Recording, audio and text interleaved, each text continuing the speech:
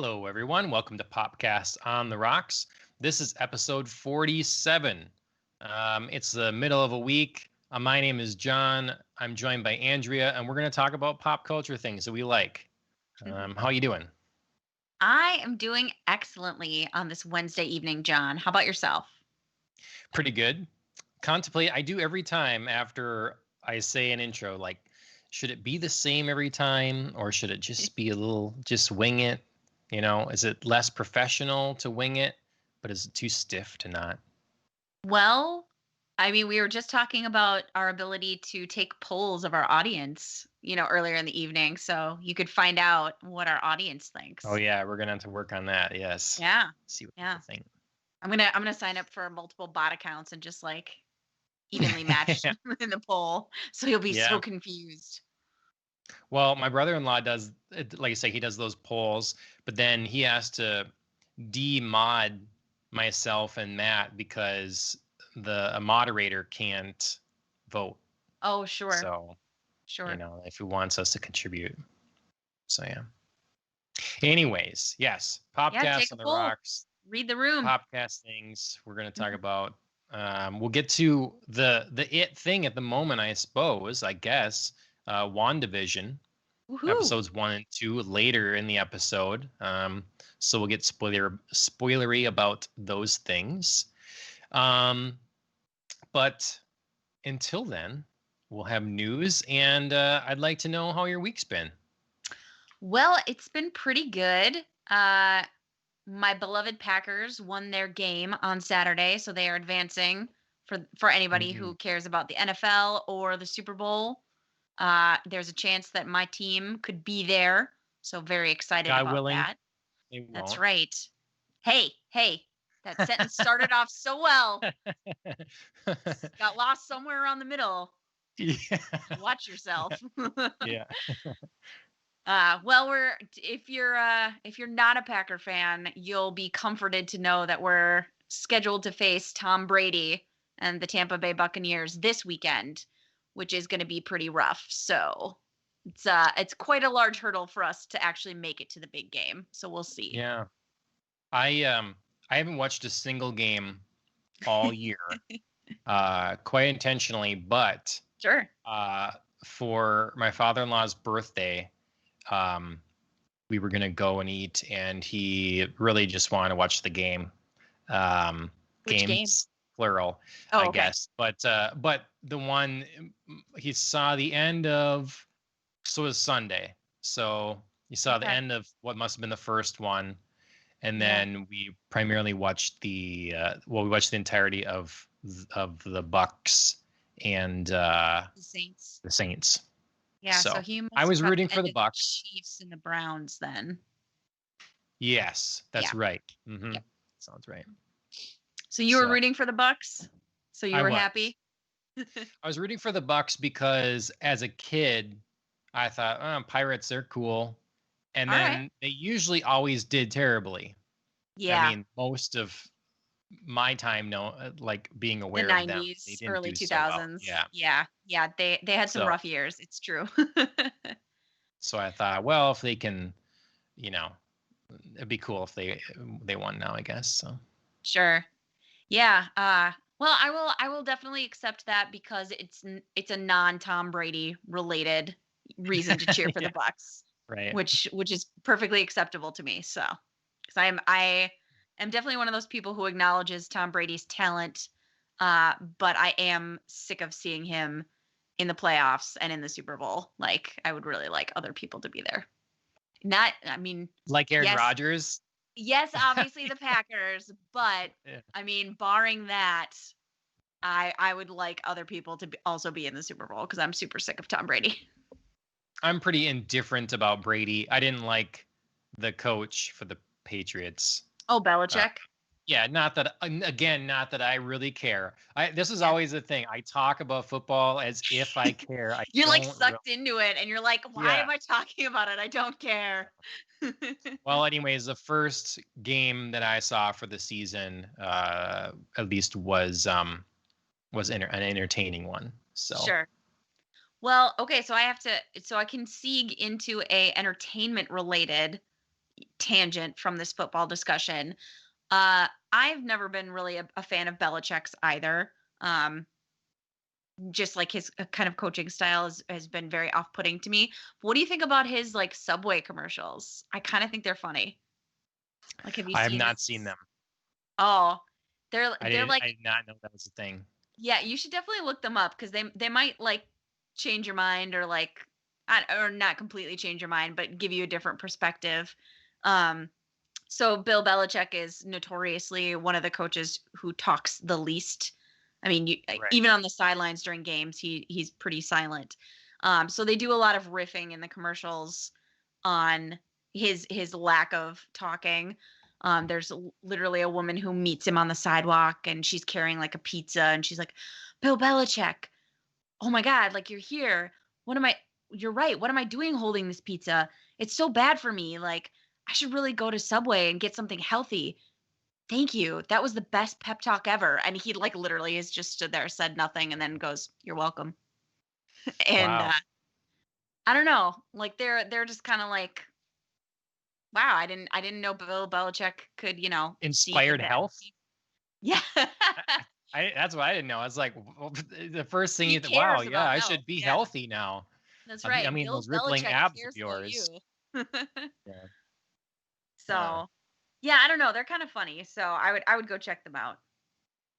Oh wow, there's a quip for you. Fitness trainer in the chat says Subway, being the blandest of sandwiches, is perfect for Belichick, who has the blandest of personalities.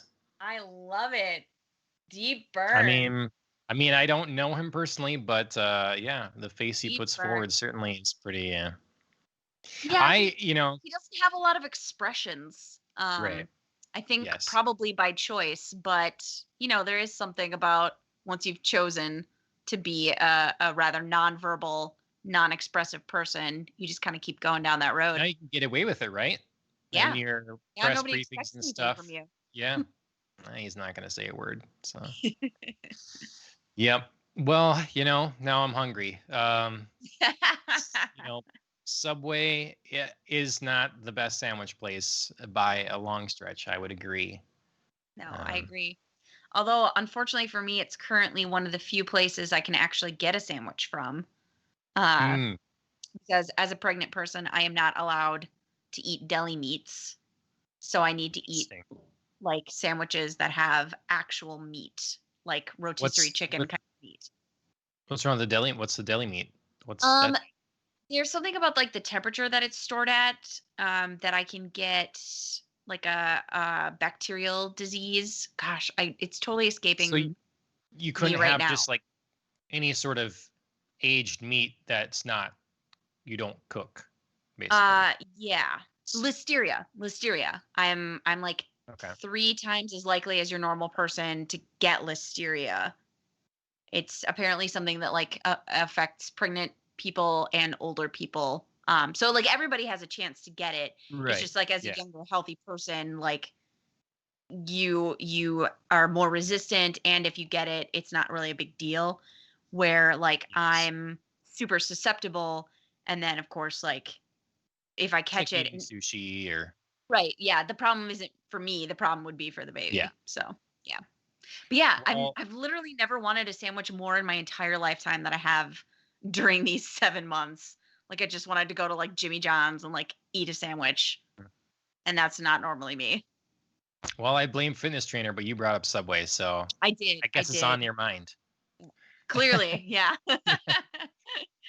Clearly, Yeah, I'm fitness looking for trainer. any way to connect, football and my Subway and sandwich obsessions right now. My Mhm. pregnancy cravings. Fitness trainer thinks my hair is getting long.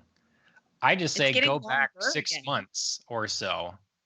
You know, go Yep. back to when we started this last year or something. Then it was long. It's It's, getting longer again. I mean, you've yeah. obviously you cut Yep. it and then now it's growing back out a little bit.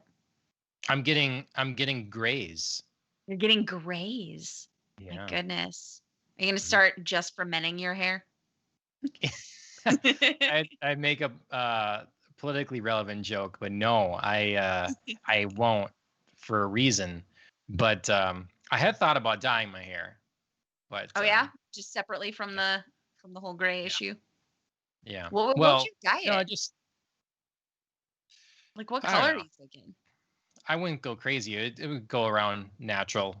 Okay. Like my hair gets pretty dark in the winter and Yeah. gets pretty light and blonde in the summer.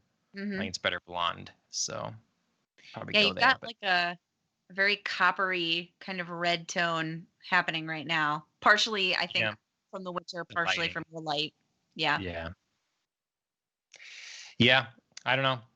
But getting old, it's last year's age thing, I guess, and it's the way it goes.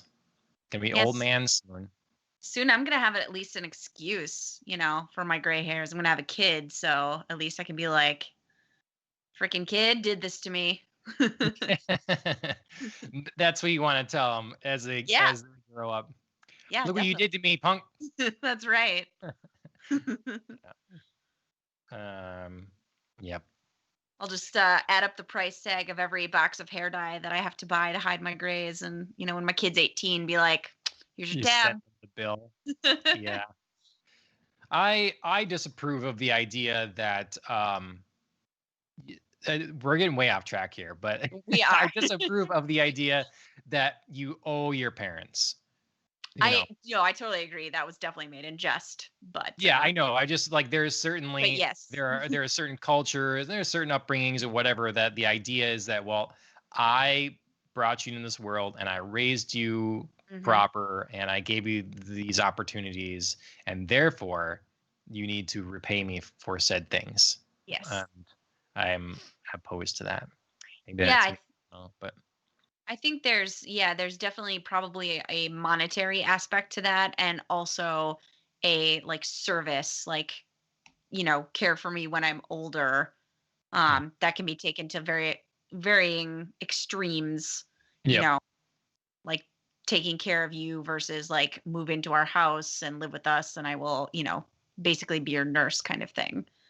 I mean, So, take care of your own, I think is good and important, but but it's shouldn't be sort of obligatory. Shouldn't be exactly. like It's expected, like you're going to do this. it's theft versus charity, and Yes, charity exactly. is worthy and admirable thing, and Hmm. not that you look at it as charity, but it's the same, Right. It's force the spirit of it's the versus free. spirit of willingness to do that Yeah. versus being made to. Yeah. Um, Fitness trainer says, "You owe me so much since you chose to be born." Yeah. Yes, right. You definitely made that decision, so, Yep. All right. Well, you were talking about your week. So you Yes. watched a football game, Packers won, blah blah blah. No, Just skip right and over that. yeah, Um, yeah, sorry, I let us down a dark, rabbit hole via Bill Belichick and Subway.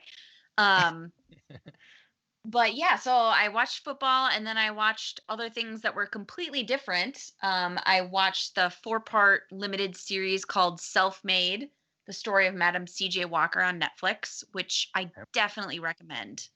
Um, I watched it on Martin Luther King Jr. Day, and it felt like very apropos to look at this woman who was one of the first self-made Black billionaires in the United States. And she just oh, had this like massive company that she started. Um, she started selling like hair grower and hair products for Black women. And then she built like this entire empire, like moved to New York City, had a whole compound next to like the Rockefellers. She was extremely okay. charitable, like gave to the arts, gave to the sciences, did a lot of philanthropic work. And I just like had no idea that she even existed. So it was really cool to watch this, like I said, this like limited series based on her life. I think obviously a little embellishment here and there, Sure. um, but a mostly true story. And I'm never going to say no to anything with Octavia Butler because she is fabulous and she kills it as the main character. And So Tiffany Octavia Haddish. Butler, Oh yeah. is that Octavia Spencer now married, Oh, or sorry. is Yeah, this a Octavia different person? Spencer. Sorry, Okay. I'm getting my brain confused. Octavia Butler is definitely somebody else that I've been reading in my Monster She Wrote book. She's an Mhm. author. Okay. I was So like, boy, Octavia has become a popular name, but the only yeah, actress I yeah, know. yep. Nope. That's I'm gonna blame that one on pregnancy brain. I'm gonna get that one in there. Okay. You only can give me one, but there it is. Yeah, Okay. Octavia Spencer. She is fantastic. And then Tiffany Haddish, who plays her daughter, actually does a really good job for being in a dramatic role, which I was surprised about. I mean, there's funny parts too, but you know, Should I just know showing Tiffany off her range Haddish? a little bit. And That- Tiffany Haddish looks exactly like Madam C.J. Walker's real daughter. It's kind of scary, actually, which I think was probably a big part of the reason why she was cast. Looking up who Tiffany Haddish Oh yeah, she's a is. comedian. Kind of Oh, shocked to see more Girls the Trip. past couple of years. Girls Trip, Night School. Okay. Um, there's Like a one other boss, one. I see. Yes, yep. And then she's also dating Common, I believe, I don't rapper know. Common. I'm too old. I told you I'm getting You gray hairs. I don't know any of these people. you would definitely know his face for Okay. sure. Like if you saw him, you'd be like, "Oh, okay, I just didn't know that that was his name." Okay. So yeah, so One of the, oh yes. Okay. right, He yeah. actually am I thinking of the right person here? I might be. He definitely is familiar. Yeah. Uh, he looks like the guy. He was in John Wick. Yes. Yes. Okay, that's Mhm. right. He. Let's see. Um, he looks to me, and it's been a while since I've seen it. But when I first saw his face, I thought the Microsoft commercials. But I'm a dork, so I'm not sure if that's him Oh, or not. I know he's been in a slew of commercials, so definitely possible. Are you Yeah, I thinking remember him in John Wick recently? now for sure. Are What's you that? thinking recently for Microsoft commercials, or like you're thinking like recent or Probably a year or 2 years ago at this okay? point. Yeah, definitely It's possible. been a while. But okay. Well, cool. Yeah, there are always more amazing and inspiring stories out there than we are ever given on a regular basis. Like if you Yeah. look into it, just the number of businesses or amazing things created. Hmm. Um, I listen to a podcast once in a while that goes through like just amazing people and the contributions for good or bad that they've made to the world. And That's yeah, right. it's just stuff you don't think about a lot Yeah, of I times. mean, obviously there's only so much you can fit in a history book or in a history, you know, curriculum in school kind of thing. And you can't just be like, oh man, I can't believe we were never taught about this. But it is amazing when you stop and think about like all of the history that you feel like you already do know, and then you find something that you're like, man, I had no clue, you know, Yep. this amazing story, happened right here in the US and had no idea. So yeah. I resisting the urge to go on a bout about school should I teaching. should I So bring my like history teacher husband in here so we can just like have a powwow? yeah, we'd have a really really derailed podcast then. Yeah, I would. Yeah. Sometime we'll have to do that, but for now, yeah, just highly recommend watching that series on Netflix. Cool. And then I also started, because we just got Disney Plus, ESPN Plus, and Hulu. I started the series Shrill by SNL comedian Adie Bryant, and it is extremely funny. I really enjoy it.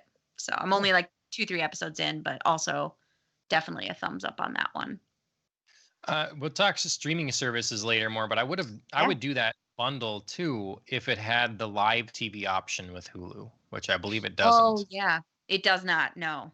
So Although, oh, actually, I'm trying to think about if it does, because we just signed up for it and I was watching something on Hulu today and the inauguration came up.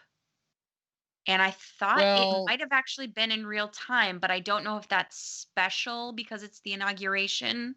and they're just getting I live mean, coverage of that, or if it was like live TV. probably is Okay. because it's like you could watch that live on YouTube too or whatever, you know. That's true. That's true. So I'm sure they're just, feeding it in from somewhere. Yeah. Okay. Then yeah, That would be my guess. I'm gonna assume that it's not live TV unless I go to back to check it at some point and I can report Yeah, back maybe next. they've changed it. I just looked at it when they first announced the deal. Sure. Um, and it's like, well, we're gonna get Disney Plus. We already have Hulu, Mm. so if we can get a cheaper deal, great.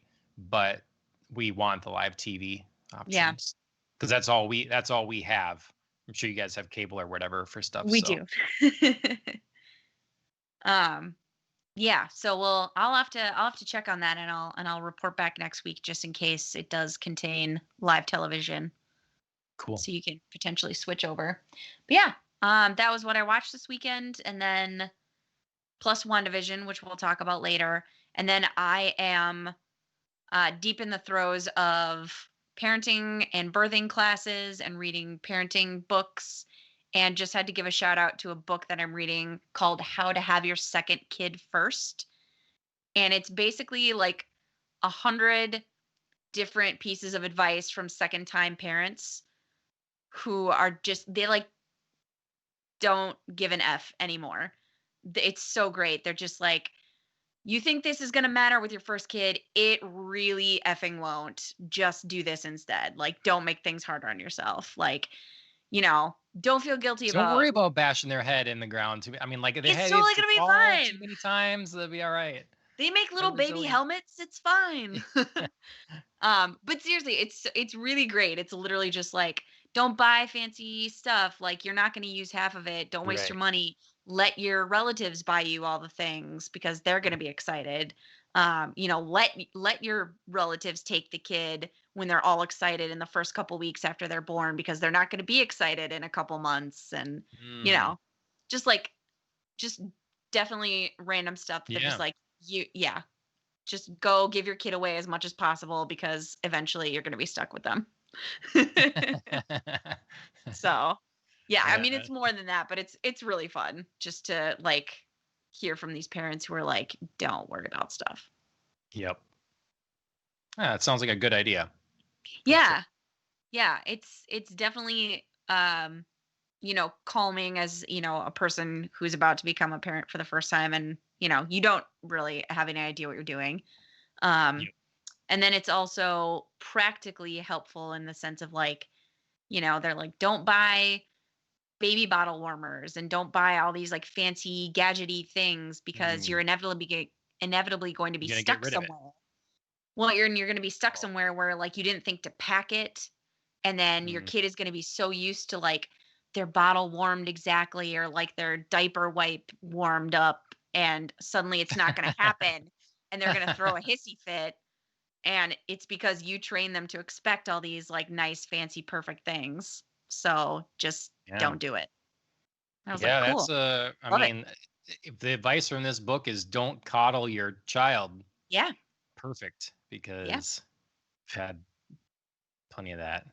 Yeah. It's very freeing to just be like, cool, I just like don't have to worry about that, or like, I shouldn't worry about like making everything perfect for my kid because that's not life. Hopefully your mind will like come back to these moments. So when something happens and you're like about to do whatever, you're like, "Oh yeah, Right. Right. the book said this." Like just chill. Just Right. chill. So, Exactly. The book like haunts me. No, yeah. don't do it. So, Well, cool. yeah. Sounds like lots of fun stuff. Yeah, definitely a lot to take in over the weekend. How about yourself? What new topics or shows or things have you been reading? Well, we finished Maid Sama. Yeah. Uh, so Good um, anime. I just do the PSA that everyone should go out and watch Maid Sama. Hmm. 26 episodes. I agree that it ends well. Yes. Definitely ends like there could be more, but Right. I'm perfectly okay with this sort of ending too. Yeah, And it's not like a total cliffhanger, even if like you said, there could be more. Yeah. Yep. So very cute, very well done. Just Mm-hmm. it just long enough that you're starting to get overly frustrated with Miski, but then it ends, Yes. And so yeah, I can't recommend it enough for something just fun to watch Yes. on Netflix. So Yeah. Very, very light. Um, Not quite frivolous fun all the time because there's some good like deeper moments in the yeah. anime, but it on the whole stays like pretty surface, Hmm. but like a well done surface. Yeah. Yep. And I love And the cast of supporting characters. yes, made a big difference. Hmm. Even though some of them are so pathetic, uh, definitely made me want to go back to a maid cafe. Oh Uh, yeah. Hmm. it's we should have them here, but I'm sure they would be completely different. But Yeah, I loved the maid cafe setting, especially when they would do like different days. Like I mean, mhm, they had their like regular maid days, but then they would do like different theme days. And it was such like a fun added element to the show. It was almost like a character in and of itself to be in the maid yep. cafe. So, Well, we went the second time in Japan. Ashley and I went and saw it was a Gudetama themed. So the little oh, egg yeah. egg character. Yeah. Yeah, it was um so yeah, they had their events and their themes and stuff, that they rotate through or whatever, and lots of fun that way. Alan sharing with us band Yes. made Yeah. instead of band aid, band made. Stylized as bandmade. Interesting. But yeah, I everybody should watch it. It's like you say, a lot of fun. I love the way they do some of the art. It's very cute. Um, what'd you? No, I don't want to say that because it'll get spoilery. Okay. Anyway, anime fans, go I ahead and just have watch to it. I just have to bust in. So Bandmade is like an actual band w- Hmm. that that has like a maid cafe image, and this looks Okay. amazing. Like I would totally watch this. Cool. Wonder what genre? They're rock. Okay. Okay. So I would definitely, yeah, I'm gonna have to check that out after the show's done because that sounds excellent. We should tell. I mean, Well they should be found, watching the Ellen. podcast, but we should, if being they're not right now, anyways, we should tell Phil and Dana about watching Maid Sama. They can watch that together. See if Yeah, they'd they like. should. They should. They would definitely enjoy that, I think. Yeah. So that, and then we're probably gonna start. We might try tonight. A show called Jujutsu Kaisen, and Okay. it's I don't know. It looks like it deals with some curses and stuff. Probably kind of action oriented, just for Hmm. a change in pace. Um, so we'll see how that goes. It's pretty new Sure. on Crunchyroll. Okay. Um, been working on D&D. Got another in-person one coming up. The Nice. I have a lot of fun picking music for these things, and then I've started working because they're going to get to a certain point here where if I'm not ahead enough here, I'm going to have to take a break and Oh, work on sure. it some more. So I started working on a different culture and religion and couple cities Hmm. because they're just there's Easter eggs that have been planted, uh, but they need to blossom, and I need Okay. to know what those are. So um, I like so your I'm starting mixed on that. metaphors here. You've spread Yeah. your blossoming Easter eggs. Yeah. Yep. Mhm. That's right. Okay. Fine. Easter eggs. They need to hatch. They're There gonna you incubate. go. So, but yeah, that's been good. And the other week we watched um, "Let Him Go," Oh, you did? Okay. which I forgot to mention. That's right. That's with Diane Lane and Kevin Costner. Mhm. It was a good movie. It was well done. It was sad though, I have to say. How come? So don't go looking for a happy film. It just, the way it ends is not Okay. Well, I won't ruin anything, I guess, but it's one of those films that came out basically digitally Hmm. the same time as in a theater. So they put it in the theater, and then I think you can rent it for a larger amount um, right away at home or whatever. So well done. If you're a fan of Kevin Costner or Diane Lane, check it out. Okay. And then I've been playing more of Control still. Still taking too many screenshots in photo mode. But But they are beautiful. good. What you Yeah. sent over was excellent. Yeah, I've got so many. I especially enjoy the like suspended bodies. Like they look Mm, like sort of replicants, like suspended yeah. midair. It looks really cool. Yeah, they're workers that have been yeah, they're suspended. They just chant and Okay. incessantly chant basically. And the bureau's trying to figure out what that the meaning is to that chant. Okay. So, but Yeah, very cool. Very um creepy. and then I made some good progress reading finally. I'm really trying to read more. As we'll talk about later, I'm trying to get into want to read through House of M. I know that's a graphic novel, but Okay. Marvel's House of M. And then yeah, I've got my stack of books. I'm working through. I'm a third of the way through my like um environmental conservatory book now, and Okay. we'll see what I choose next. But I Nice. don't bring them up much because again, so far what I'm reading is not pop culture related. Um, so Sure. anyways, I'll get there though. Yeah, that's been my week. Carpet. Oh yeah, the carpet was supposed to be installed last week, and then weather.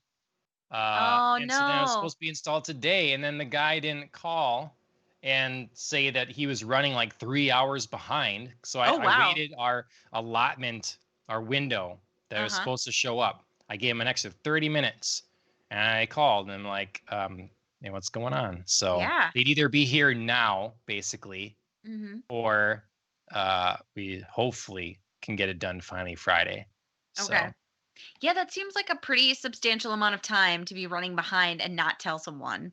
I know they're supposed to do that. They said to, Like, oh yeah, they're supposed to let you know, but well, yeah. they did not. Again, especially that amount of time. Like, it's Yep. not small. Yep. It's not just like 15, 20 minutes like, "Oh yeah, I can hang around here." That's, Right. that's half your day. Yep. Well, bummer. Hopefully, fingers crossed for you for Yeah. Friday. That's right.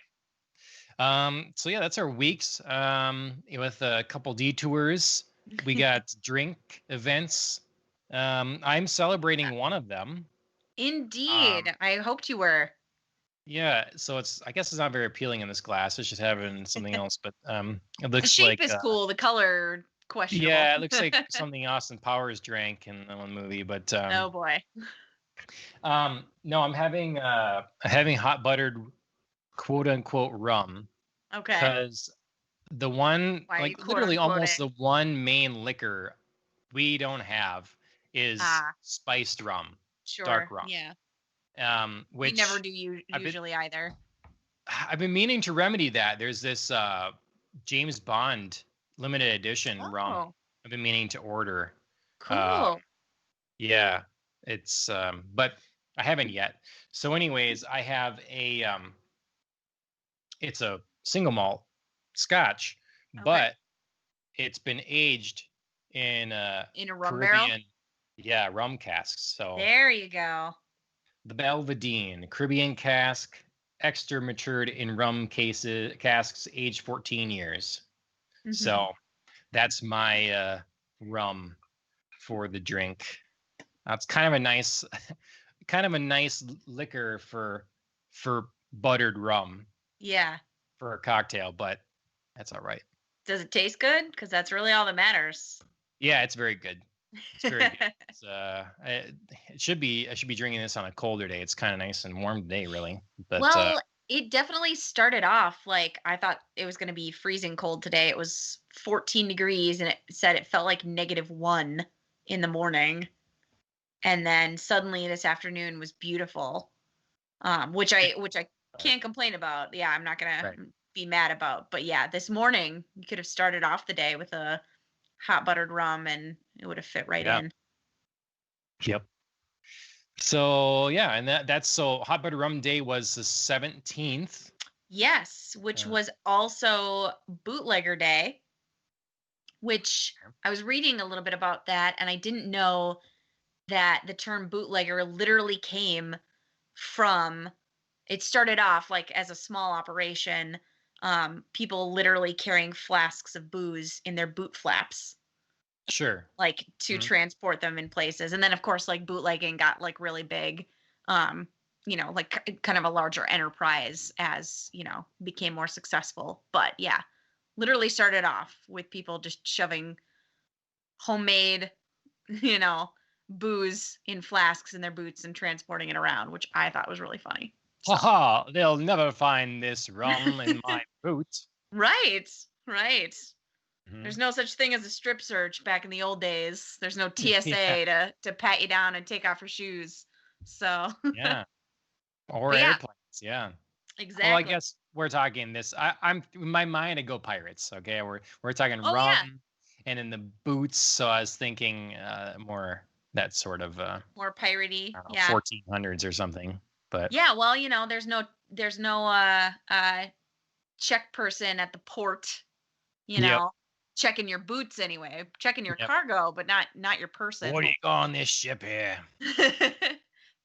That was a pretty good, although you definitely did sound a little bit like the merchant from Resident Evil. I know. I resist. It came to my mind as well. Yeah. It's such a distinctive voice. Like it's hard not to get sucked into it, but. Yep. But yeah, so yeah, in honor of Bootlegger Day, I've got a little bit of gin and lemonade. It's more like an essence, a splash of gin, since you've taken an eyedropper. Yeah. Yeah. Like an alchemist over here, one drop. Yeah. Yep. So. Mm-hmm. So yeah, so we're being good this week. We're celebrating our respective days. So cheers. Yeah. Salud, kampai. Mm-hmm. And then Baltic Porter Day. Wait, we talked about that one last week? Is this kind of a crossover? Yeah, it's a little bit of a crossover. I left it on there just because we both had not known what it was, and then Alan found it out for us. And I was like, well, if John wants to go crazy and try himself a Baltic Porter, then go ahead. Mm-hmm. So, but yeah. So, Alan says Kraken. I assume you mean not to release the Kraken, but the rum Kraken. I think so. I've definitely had that at your house, I'm pretty sure. Yes.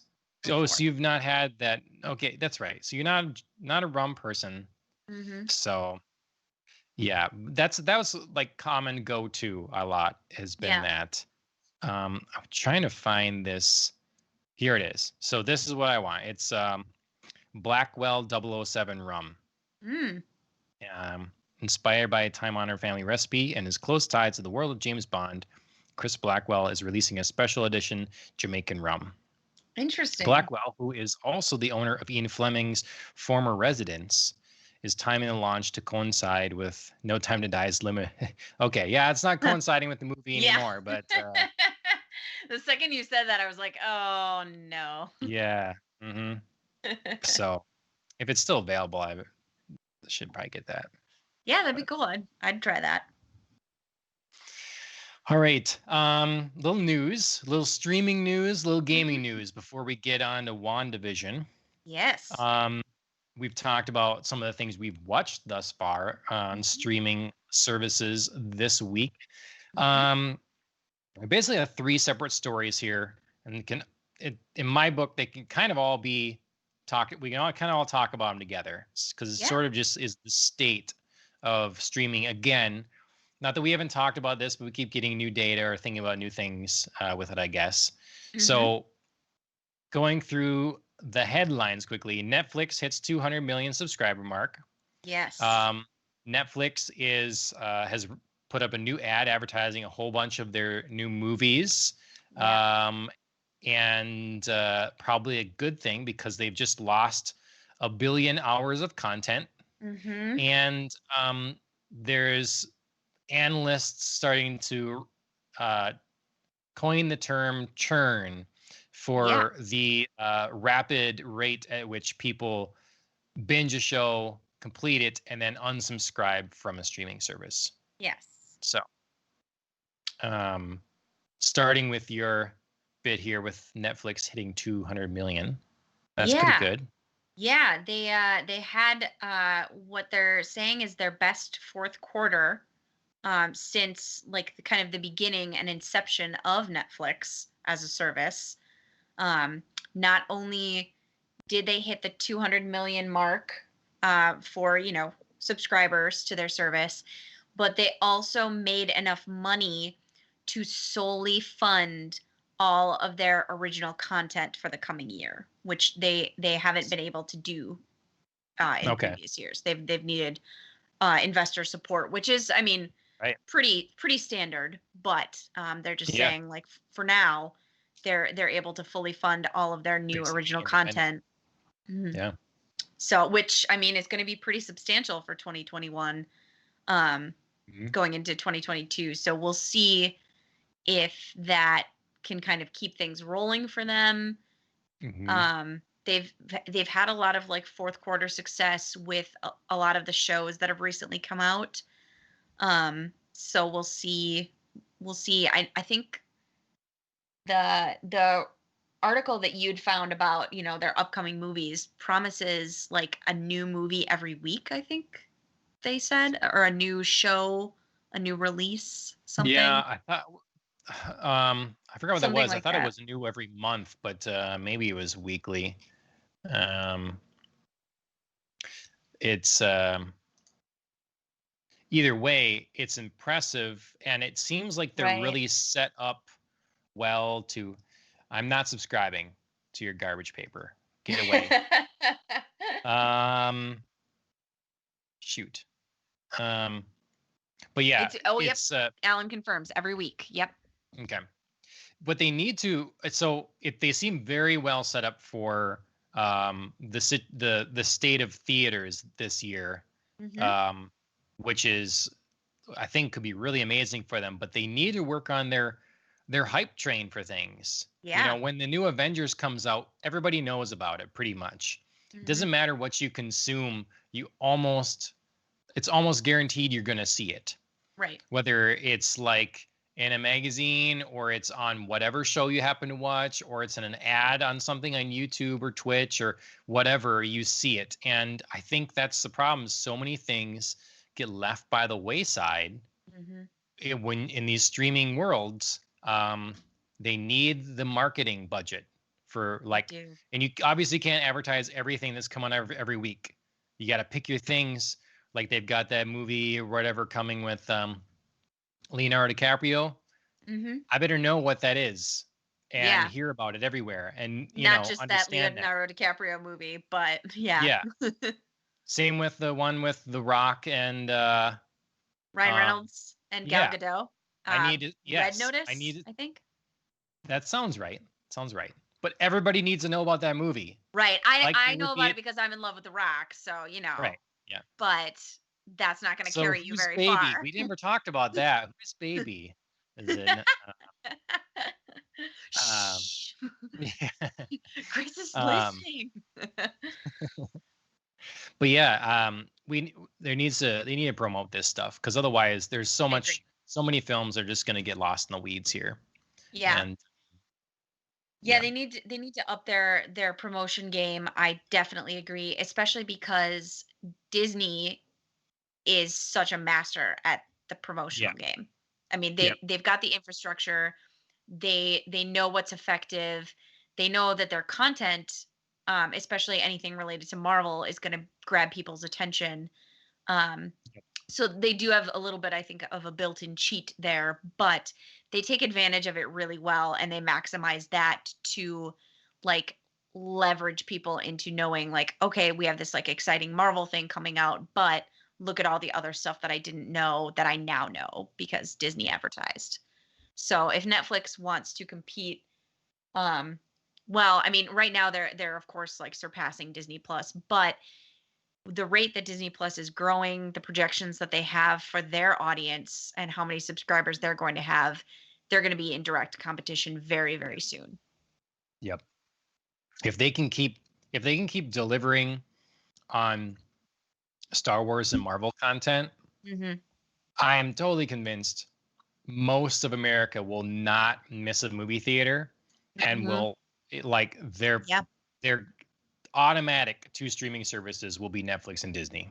Yeah, I agree. That'll be it. And I think Disney is banking on that as well, just because of the way they've revolutionized their internal operations to focus so much on streaming. They're clearly taking that bet that people are going to stick with them and not go back to movie theaters, especially if they don't have to. I think I hope they get rid of the stigma because it's always been the thing where if as an actor, you would feel the shame of, oh, well, I'm being demoted to television, basically. Right. If you Yeah. move from the big screen to television, Yeah. you're moving from the big screen to the small screen, Mm-hmm. the silver screen to the little box. Yeah. But that's just not reality anymore. Definitely not. And because I remember when they were first talking about Loki, it's like, oh, Yes. wow, Loki getting, again, demoted. He's not going to be in the main movies. He's going to be on the streaming platform. Like, boy, that sucks for him. I just don't think that's the way it is. I don't think it should be seen that way. And I don't think they're going to treat it that way either. No, I agree. And I think, especially if we're talking Disney very specifically, I think Paul Bettany signing on to do WandaVision is like a big step in the sort of like, look at this huge star that, transitioned to the smaller screen, because he's certainly, I think he's not Robert Downey Jr., but he is one of the bigger movie stars that they've had as part of the Marvel universe transition to the small screen. Sure. Do you know what I mean? Yeah. I mean, I guess I hadn't thought of it that way. Like I knew Paul Bettany going into, right away. And he's Jarvis. Okay, that's Paul Bettany. Yeah. Cool. But then I feel like he was overshadowed so quickly by the rest of the cast that I guess I just in my mind space didn't think of him as one of the bigger stars. Like I almost consider Hiddleston the bigger star. Yeah, and you do, Loki I think, gained so much popularity. Right, I think you do in terms of like when you look at the Marvel verse, like Loki is certainly a more popular character, but when you look at like the wide range of their work and like how established they've been in Hollywood generally, Paul Bettany's resume like dwarfs, I would say, probably 80% of his fellow Marvel, actors. Sure. And has he done a lot on stage too? Do you know? He has. Yeah, he's just one of those like versatile actors who's done so much and has built up such an impressive portfolio and a award worthy and much nominated body of work. So, he's just kind of one of those like bigger actors that you can just be like, look, he's transitioning to the small screen and has no problem with it. Right. I remember I always remember him from the Da Vinci Code. It's really where I first. Oh yeah, sure. Yeah, it's pretty serious role, but it was well done. Yes. So the first time I saw him, I think, was like way back in middle school. He was in A Knight's Tale. He plays Geoffrey Chaucer. Yeah, Alan's just chiming in. He's Chaucer in A Knight's Tale. Yeah. So obviously, like the literary nerd in me was like, "Oh my god, look at this guy!" And of course, like A Knight's Tale. What middle school girl my age wasn't like, "Oh my god, Heath Ledger." Yeah, so. I never saw it. Never saw it. No, oh, you have to. Yeah. I'm not a middle school girl. I don't know. You really do, especially because it's kind of it's sad to watch, a Heath movie now, but it's also kind of one of the first things that like propelled him along his Yeah. Hollywood path. And it's a terribly, awfully anachronistic movie with like no like no sense of realism. Yeah. But it's fun, and it's got a pretty star-studded cast. Like Mark Addy is in there, so it's kind of fun to go back and see, Robert Baratheon in his early days. Um, and then oh my gosh, ah, I can't think of his name. He's Count Adamar, and he's like the villain, and he's been in again and been in so much. He's been in like The Man in the High Castle, Victoria, The Holiday. Gosh, I want to say his like Someone in chat, name is come on. name is Rufus. Rufus Sewell. Yes, thank you, Alan. Oh, yes, he's in there as well, and he is absolutely excellent. So Rufus Sewell. yes, yes, he's fun. He's another one of those actors who's just been in a lot of different stuff that you kind of just forget over the years. All of a sudden, Alan, Oh, yes, yes, he's in a the new angry show, guy. Alan Tudyk. Yeah, That alien one on Resident Alien. Sci-Fi. Yeah, Yeah, I that wonder kind if of that's looks gonna like be some any fun. good. Could be fun, Yeah, yeah. it could be like a very terrible or very great show. Like the promo has kind of it's, been good, but if that's like all the funny stuff, then it's going to be one of those shows that you're like, "Oh no." I've never seen Used it all. personally anything that Alan Tudyk is in that isn't good. True. But I mean, Well, then now you'll have to test that theory with A Knight's Tale as well. yeah, I'll take your word for it. Your whole body language is like, no, I don't want to. See the Team pirate. That's right, he dodgeball. is. Gar. Yep. Well, in contrast to what I was saying with they need to really promote this stuff so it doesn't get lost. One of these articles, I forget now if it's one from the Motley Fool or the LA Times here, was saying how a different conclusion is being drawn here because it's something like Tiger King that no one knew about or would think anything about, but all Netflix had to do was put it on the home screen. Few Oh people yeah, then watch it. They watch what's on the home screen. that's Is very that maybe what the data is showing is we don't need to spend these millions of dollars on promotion because we true. just force feed you something on your home screen. I still think hype is important. Now, obviously Yeah, around like Tiger King, you got, you you got start extra building hype. word of mouth, Yeah. Well, and I but think you got extra hype because these people are real. And then people would be like, "What do I do to go find these people?" And then they would see news articles, like the news picked up on this, and they would be like, "Oh my gosh, they're real people. Let's go tell their stories and go try to interview Joe Exotic in prison and Carol Baskins on Dancing with the Stars." And then like, that redraws people back oh my into. God, I Yeah. didn't remember that. Oh, I not that I know. watched it, but I know it's still disappointing to even think about. But you redraw people into going to watch this show because even if they don't see it on Netflix, they see it in the news, they see it, in other shows, and so it sort of like gets this extra press that way. You're not going to have that when you're featuring a movie that's not based in real life that you can't count on this extra press with.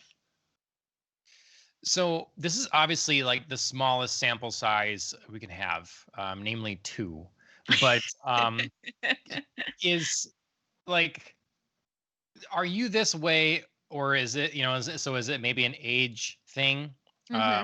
or is it am I alone here or something? Where I am shocked that network television is a thing.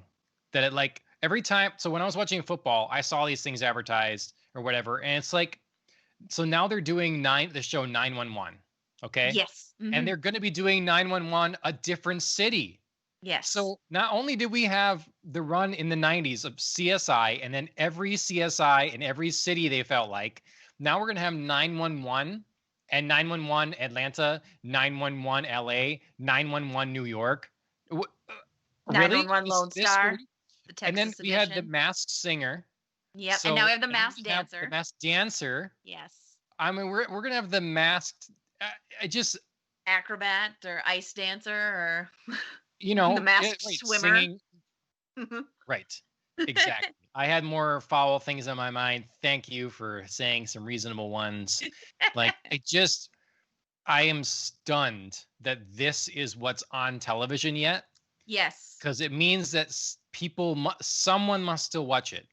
Now, I want to believe all these things are slowly dying because it seems like they are Sure. because they don't get any of the buzz. Like Mhm. if you believe Twitter's reality or you just hear word of mouth, but no one's like coming up to me and telling me, "Wow, did you see the last night's 911 jersey?" Right. No, I didn't. And so The boardwalk what is do you in think? danger Where are you again. on this? Am I like is this like peak millennial or something? Or am I just or what do you think? I'm just to me Sure. the world has moved on. Sure. I would say that in general, a large portion of the population probably does not watch network television. As their like main form of television. There's, people are kind of maybe siloed, but maybe, crossing over on different streaming services. And that's where you find the most word of mouth, the most like recommended shows, you know, the hype, the buzz, the, show you have to see. Now, I do believe there is a segment of the population that does watch network television, and network television execs have clearly figured out who this demographic is and are just playing to them. There's Right. not a lot of originality, there's not a lot of experimentation, there's obviously not, a lot of money being sunk into like let's try, this show. It's Right. okay, the people who are with us still who haven't gone over to streaming services want, you know, their Thursday night excitement drama of 911 in every city. Or I know there's like still there's one night of television where it's all like Chicago Med, Fire, PD, Mm, you know, yep. it's like seven different shows, but they're all like Chicago something. Um and they want like their reality competitions that look and sound exactly the same to one Yep. another. There's a new one that keeps getting hyped and I'm like, please stop it. It's like something about going big, America Goes Big, or the America's Big Show or something. And I think Rosario Dawson might be a judge, and I was like, oh, I'm so sad about Oh, this. yeah, I'm yeah, so yeah. sad for you right now. Mhm. um but You're yeah, so so Kitano. Like, you yeah, right, like do be something better. respectful. Be better than this. To quote Ryan um Gosling from Crazy Stupid Love, be better than the show. Be better than the Gap, but I'm modifying. Um yeah. So I'm feeling like, there's a very specific section of the US that's tuned into network television, and network execs are kind of just done trying to do anything different. They just want to like pander to this section. And that's it. I, I have a theory that it's like if you're I don't know what the age is specifically, but under 50, you Mhm. largely don't care. If you're under 20, live television is just Right. not a thing. And Right. so over 50, like you're you I see it as you have your certain staples that you watch, but a lot of them are frustrated with that anyways. I mean, I remember even growing up, the idea from adults or older people was, can we just have variety shows back? Yeah. Something simpler. It's all like so gaudy or racy or something. Mhm. And so I feel like right. They've identified I don't want to like lump everybody into a thing, but boomer category, Mm-hmm. and we're gonna feed you this stuff. I just Yeah. think that they're all hedging their bets. There's they're starting Yeah. Peacock. They're all doing their own streaming things. I just feel like the network stuff is so much money. The cost for ads Mhm. is ridiculous, and just that infrastructure and everything. I feel like has to be a lot of expense. I would feel there would be Yeah. some that would just quit. Yeah. We're out of this business now. We're moving on. You can move with us, or like someone that's, I don't know, maybe just maybe I'm Yeah. nuts here. I don't know. I mean, I certainly wouldn't be surprised if in the next 5 to 10 years, one or two or more, kind of staple network channels is just done. Is just Yep. done broadcasting on network television. I mean, Whether they are done wholly or whether they say we're abandoning network television and just focusing on our streaming service, like NBC just decides to focus on Peacock and make that a mhm. thing. um I genuinely wouldn't be surprised if they are off the air. I mean, like cable news keeps losing ratings. Hmm. ESPN, if sports football keeps losing ratings. The kids below us don't watch live TV. So Hmm. you're already starting to really narrow your audience. And Yeah. how long is this worth it for Right. you Right. to before you move on? And I mean, I guess more options the better for everyone. It Right. just um, I don't know. Though on, How are we though gonna? on Yeah. on the flip side of that, I mean, the other article that you found talking about churn, which I think is quite Mhm. funny because I didn't know this prior to starting my latest job about 3 years ago now. Churn is definitely a term in the world of public health. Oh, Um, okay. it's talking about the number of people who qualify for assistance programs such as like Medicaid, Mhm. and then because of one reason or another get dropped off because the system turns over and they get dropped off, but then they get like re-added back on, and then because of like a system um glitch, or because they don't qualify in the same categories anymore, they get dropped again and then they have to be Sure. re-added. So it's like a whole public health phenomena that I'm now Sure. thinking is very, very funny in terms of like this entertainment phenomena as well. but Yeah. but yeah, I mean, talking about the number of people who start subscribing to a service for something specific like a show, or a limited series, and then as soon as that's done, drop it. Yep. you know I mean, where do they go if they Yep. just do they have other subscribing services? Are they going to other streaming platforms, or are they saying like, forget it altogether, I can just sign up for Hulu or Netflix or HBO Max for these 3 months out of the year and then watch network television the rest? Like, Yep. is that where Yeah. they're Well, going to? and yeah, like sometimes the future seems clear, but then it gets all foggy or it takes a left turn because I Right. mean, it does seem to be coming out in this that people are only willing to pay so much. They Yeah. don't want to pay more than they did previously for cable or satellite, Right. and they're okay with ads. And this is a disheartening thing to me, Yeah. but everybody is just okay with ad. I mean, I watch ad sponsor things too, but like as opposed to paying for something more, it we start seeing more and more people using like Tubi or whatever, or Yep. Pluto TV or whatever, Yep. and that seems to be enough content for people. Just this free ad based thing.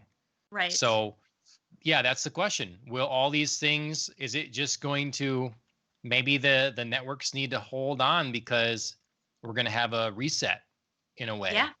you know, where we have a kickback of, look, I'll subscribe to one or maybe two streaming services. Otherwise, I just want some ad based something that I can get some random content and I don't care what Right. it is so much.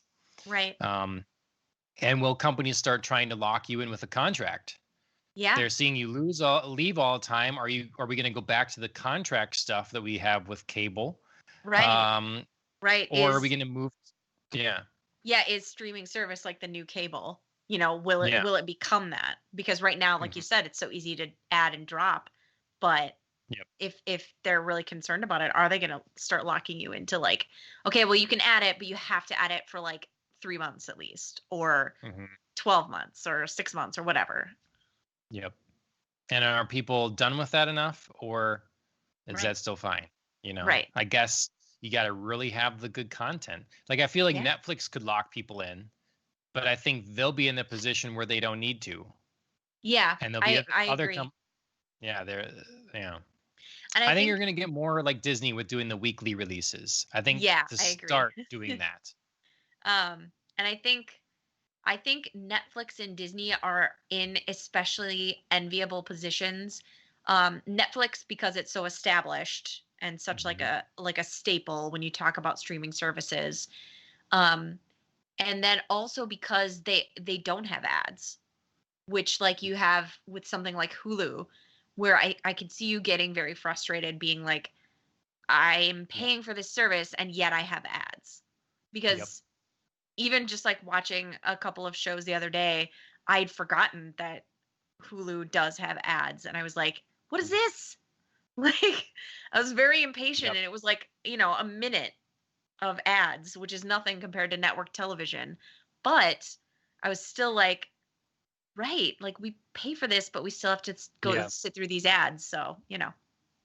It's a jip because you expect it when you watch live television. Yeah. But when you watch anything on demand, you you don't expect that. What Yeah. am I paying you?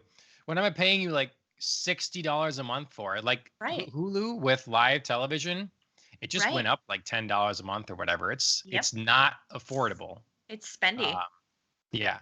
So Yeah, and I think it's different with things like you were talking about Pluto TV or Tubi TV.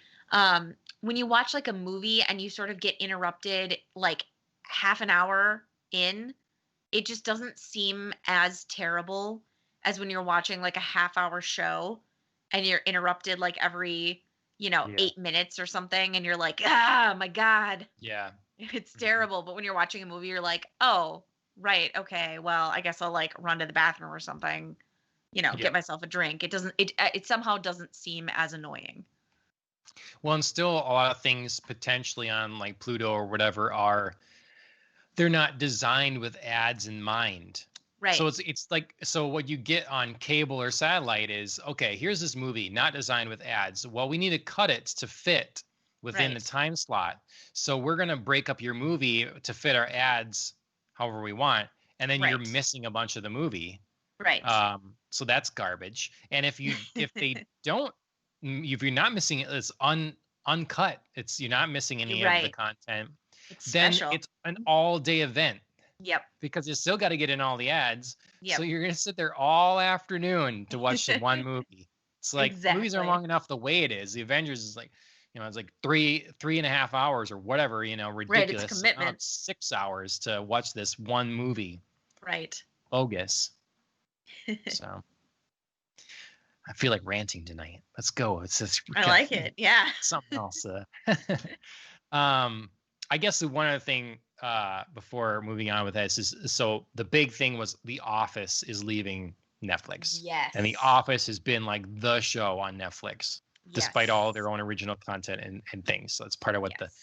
they're losing to Peacock, which no Indeed. one is going to sign up for. I'm convinced. Um, Yeah, I but have the free version of Peacock and I don't love it.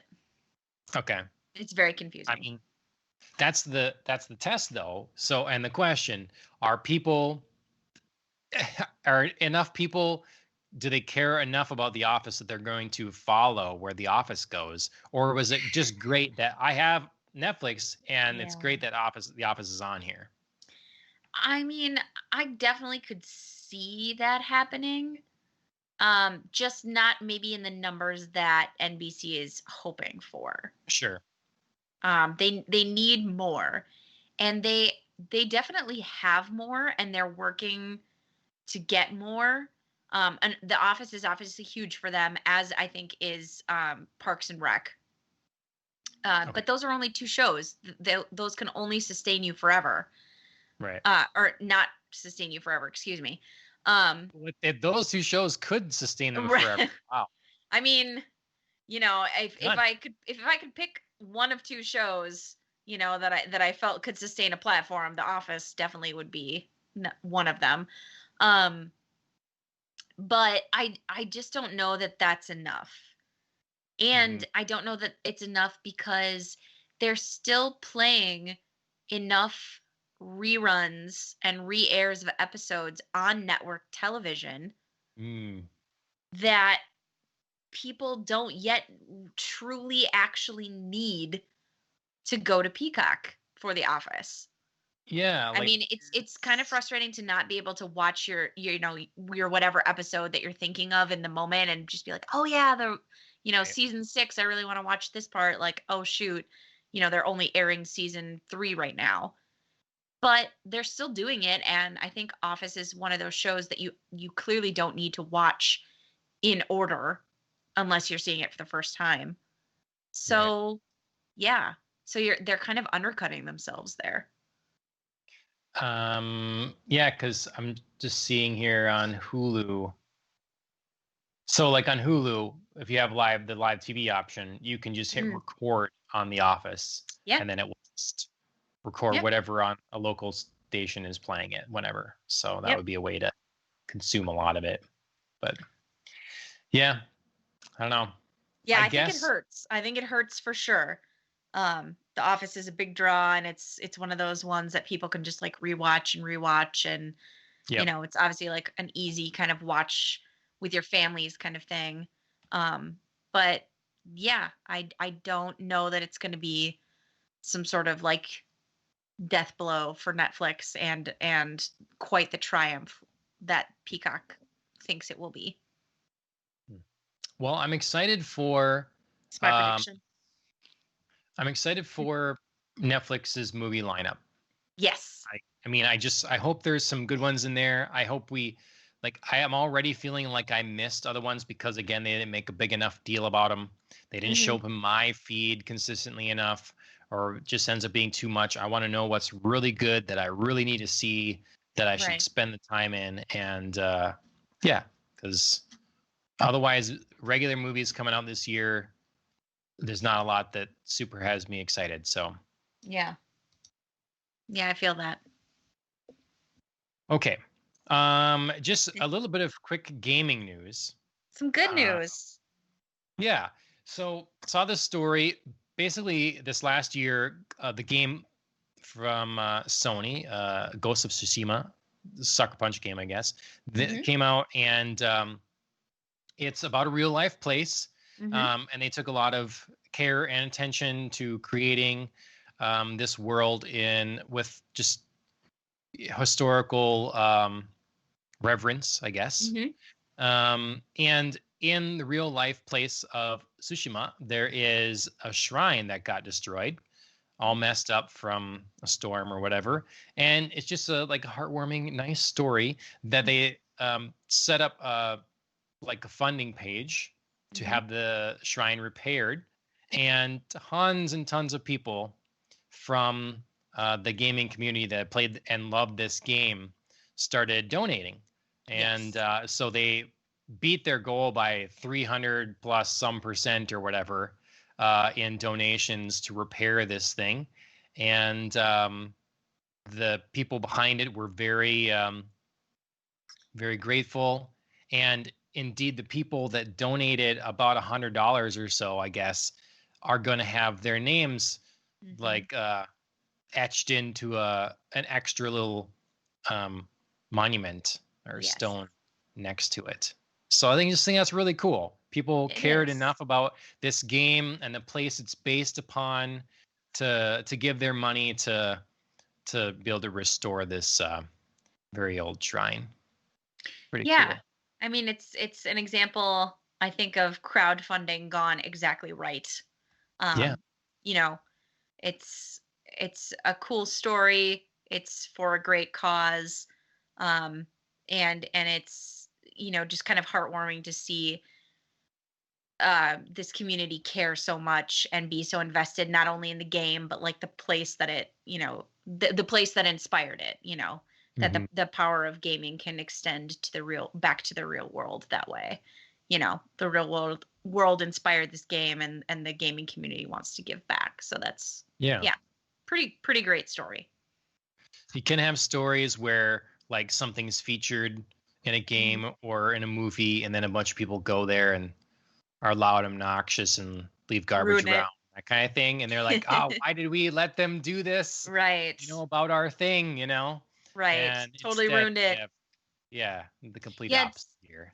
So, Yeah. I when you say that, I think of God, what was the Leonardo DiCaprio movie, The Beach, mm, where it's like filmed off this like remote island.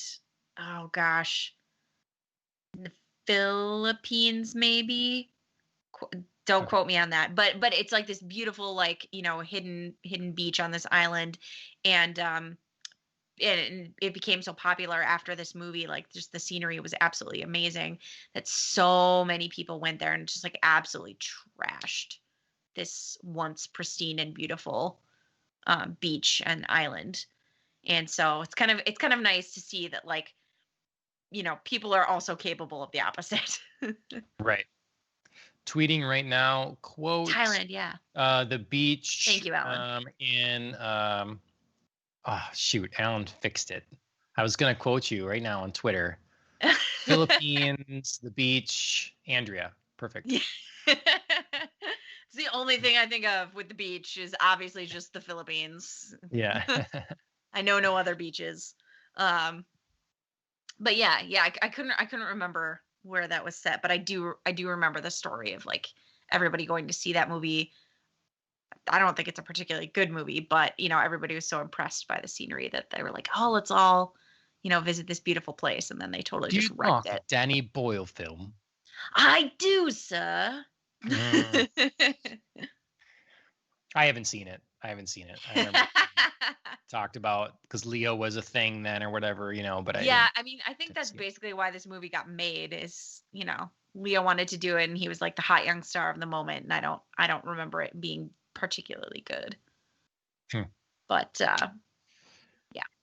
Well, things that are Tilda particularly Swinton good, was in it? Are you really. serious right now? Whoa. Totally blacked that out in my Wow. brain. See your man, Danny Boyle, Tilda Swinton. Just I maybe would it's better than definitely you never thought. ever diss Tilda Swinton. I'm sure she was probably the shining light of that movie. Uh it's just been years since I've seen it. So I don't remember. Now I'm like really tempted to go back and watch it. Boy, that would be that'd be hilarious if we watched that now. That'd be our highest viewed video. The beach. The beach. Yeah. We could do like a oh boy, like an early 2000s heartthrob, episode where we watch The Beach and A Knight's Tale, John. I know No. this is like clearly appealing to you. Ah. This is you're the key demographic right here. Mhm, mhm. Oh man. Yeah, just shutting it down. Well, speaking of other terrifying things, Resident Evil is having a live stream coming up soon, January 21st. So that's tomorrow. Mhm. I hope to be able to watch it. I'm not certain if I will, but I mean, if I don't watch it live, I'll watch it later. Yeah, same. But there's been some different teases throughout the week, I guess, on Twitter. So it's about Resident Evil 8, Resident Mhm. Evil Village. Yep. But it sounds like there's potentially some other things, maybe a collection of older games or something else in the works as well. Maybe they'll announce the next remaster. They just did 3, so it would seem likely that 4. Some people are talking about another Resident Evil Revelations. It's been a little Okay. while since we've had one of those, so yeah, I'm pumped. I'm excited for this.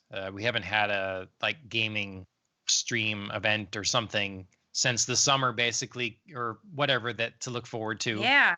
Yeah. I mean, I guess since the Game Awards, but yeah, I mean, but in the summer, it felt like, almost every week or two we were Mhm. getting something. And it's been pretty quiet. I mean, of course, we've had actually the console systems release, so there's Yep. less incentive to, you know, stream and look ahead to what's coming. But still, I miss that. That was a very exciting and action packed summer in terms of Yeah. gaming. Yep. Code Veronica remake. Oh, yeah, actually they should do that first. You're right. They should do Code Veronica before Resident Evil 4 remake. And that would be good because Resident Evil 4, so I didn't just like say that weird. Alan brought that up, Code Veronica. Um Yeah, it's special request from the producer.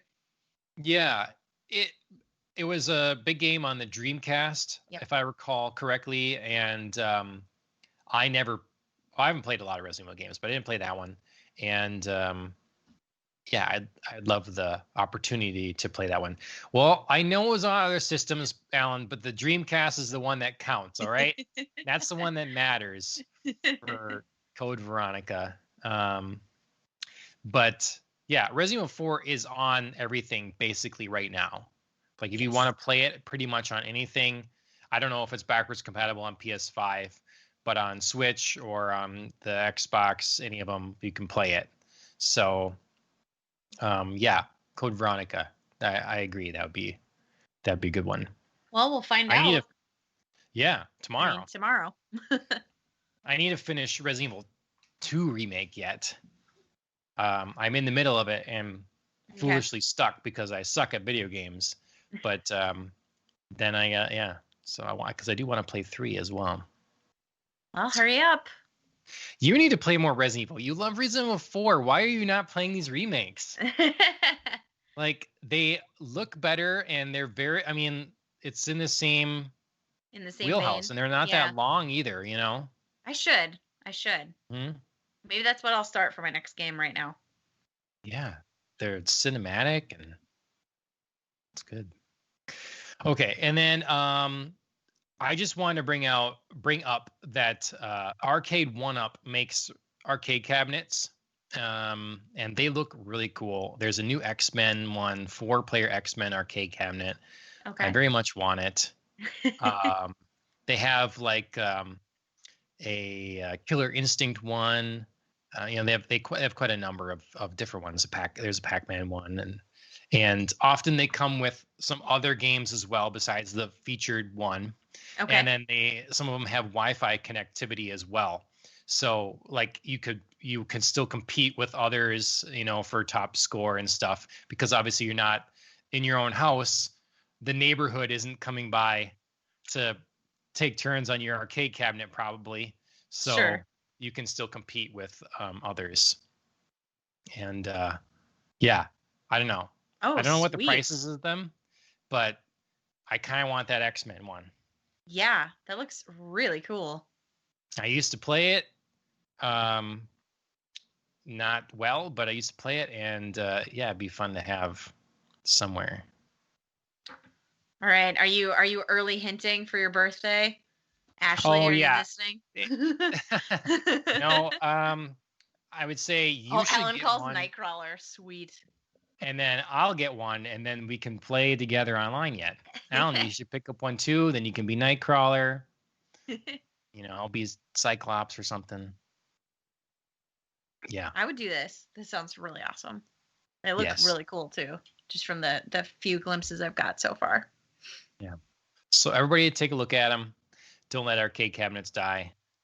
Go ahead and buy an Arcade 1UP retro cabinet. So, throwback. Yep. All right. Getting into spoilers, because we're going to finally talk about WandaVision. Again, the big show of the week is not The Masked Dancer. It is WandaVision. Or the 7th version of 911. Yeah. So Disney Plus, Mandalorian season 2 wrapped up not long ago, and so just in time for you to not cancel your service, WandaVision has released, and they started with episodes 1 and 2 last week. What are your thoughts? So I was very, very, very excited about WandaVision. It was was probably the show I was most excited about on Disney Plus. Pre Mandalorian, pre understanding, how big that was going to be and how good that show was going to be. But WandaVision was always the thing I was really excited about because they're two of my favorite characters from the Marvel verse. And so far, I mean, 2 episodes in, hard to tell what the whole thing is going to be, but so far I'm not let down by this opening premise. I love this like totally different vibe we're getting with the sort of 50s sitcom TV world that Wanda and Vision seem to be inhabiting, whether that's them physically being in this world or mentally in this world, or perhaps one of them only is somehow in this world, is like this mystery that is being hinted at in these first 2 episodes that I'm very excited to see where this all goes, because it of course opens solely, the first episode just focuses on this like building up this like 50s sitcom TV and just totally buying into that. No other mention of, anything else. The only weird moment we get is towards the end of the episode, but it's really just like a quick blip. And the rest of the episode is just like, oh, you'd think this was literally a production, of a 50s TV show about, man and a wife, domestic, affairs and goofy mishaps and misunderstandings, and it's all very adorable and gets wrapped up neatly. And then suddenly we have this moment at the end, and then we have these very, very eerie credits rolling, like the real credits of like the actual WandaVision show, that are very off-putting, but nothing else is really given to you, so you just like have to fully buy into this until you get to the second episode, where you start to get some hints of connections to, right, we're still in the Marvel universe, like we still have other characters, we still have, in the second episode we get the mention of Hydra. So they're kind of slowly bringing us back into that. I think it was in the first one too. Hydra was in the first one? I think so. Didn't they show the watch in the first one? I couldn't remember if that was the first or the second. I thought maybe it was the second, because that was when everything started to like kind of fall apart. Mm-hmm. Yeah, maybe it was the second episode. Yeah, because I thought the first episode was just really, really just totally like, we're in this 50s world, like deal with it. We're not giving you anything else. And second episode was like, all right, we've built it up, we've established it. There's only so far we can go with this like husband wife, comedic routine. Now we're gonna give you a little bit more meat to the story. Mm-hmm. Yeah, I watched the little like a couple spoiler or Easter egg breakdowns, some different things I found in them, because I knew I'd be missing stuff. And so everything's just so snappy. It's like the pace is so quick. And a lot of things were callbacks to parts of the Marvel movies or things that I didn't remember well. Oh, sure, okay.